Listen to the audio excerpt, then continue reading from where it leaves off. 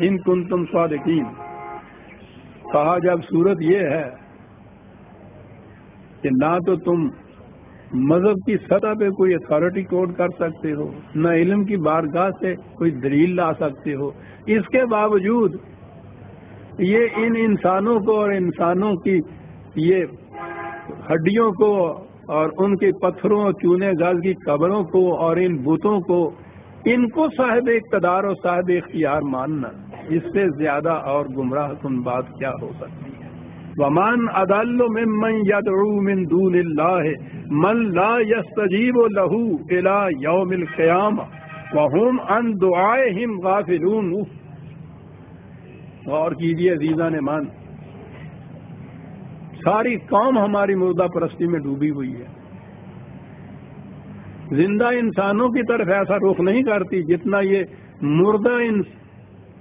مردہ انسانی ان کو کہا جائے گا، ان مردوں کے.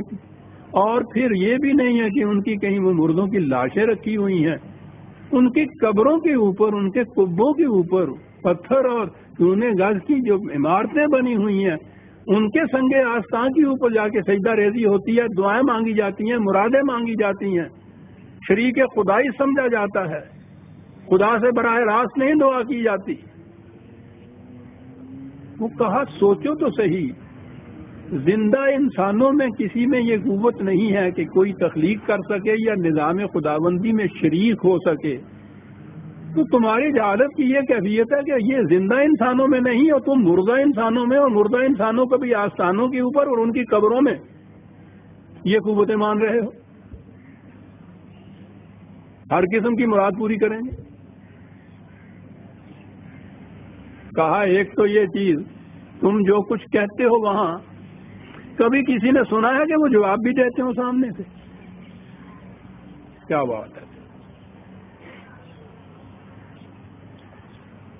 محسوس دنیا میں تو یہ بات ہمارے ہاں بتوں کے لیے ہے، جسے کہتے ہیں مٹی کا ماں بن کے بیٹھا ہے، یعنی وہ بت بیٹھا ہوا ہوتا ہے، اس کے سامنے اس کے حضور جو جی میں آیا آپ کہتے چلے جائیے، وہ کچھ نہیں جواب دیتا. اسے تو ہم کہتے ہیں یہ بت ہے. اس سے مرادیں کیوں مانگتی ہیں یہ ہندو؟ اسے معبود کیوں تصور کرتے ہیں؟ اپنی انہوں نے تو پھر بھی اس پتھر کو گھڑ گھڑا کے کوئی شکل ہی بنا رکھی ہوتی ہے. یہاں کیفیت ہے کہ اس کی شکل بھی نہیں ہے، وہ ایک قبر ہے.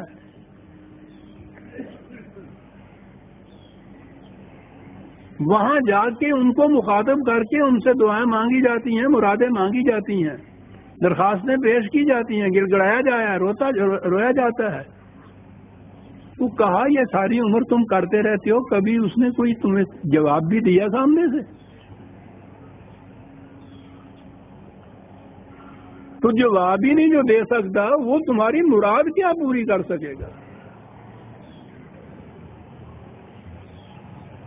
کہا جواب دینا تو ایک طرف رہا، جو کچھ تم وہاں کہتے ہو ان کو تو یہ پتہ ہی نہیں ہوتا کہ یہ کون آیا ہے، کون کیا کہہ رہا ہے، مردے کو کیا پتا ہوتا ہے. دوسری جگہ قرآن نے کہا ہے ان دعائہم غافلون، یہاں تو یہ کہا ہے کہ جو کچھ وہ وہاں پکارتے ہیں، ان کو جو مانگتے ہیں ان سے، ان کو پتہ ہی نہیں ہوتا کہ یہ کیا کرتے ہیں، کون آیا، مردہ ہے. دوسری جگہ یہ ہے کہ ان کو تو اپنے متعلق بھی یہ پتہ نہیں ہوتا کہ ہم کس حالت کے اندر ہیں، وہ تو مردہ ہیں. جب اٹھائے جائیں گے زندگی ملے گی وہ اور بات ہے. ان کو تو اس کا بھی علم نہیں ہوتا کہ کب اٹھائے جائیں گے.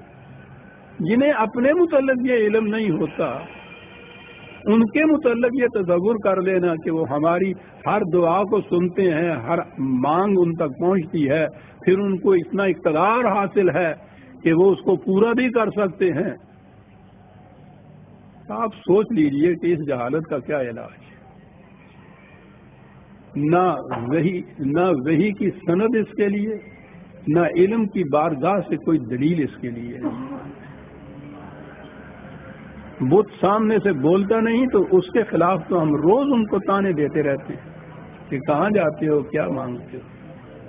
کبھی ذہن میں نہیں آتا کہ ان سے لاکھوں گنا زیادہ تعداد میں بھی آپ سمجھیے ایک ایک قبر کے اوپر جا کے ساتھ یہ.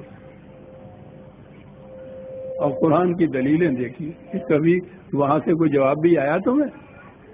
کہ ہاں ٹھیک ہے سن لیا ہم کر دیں گے.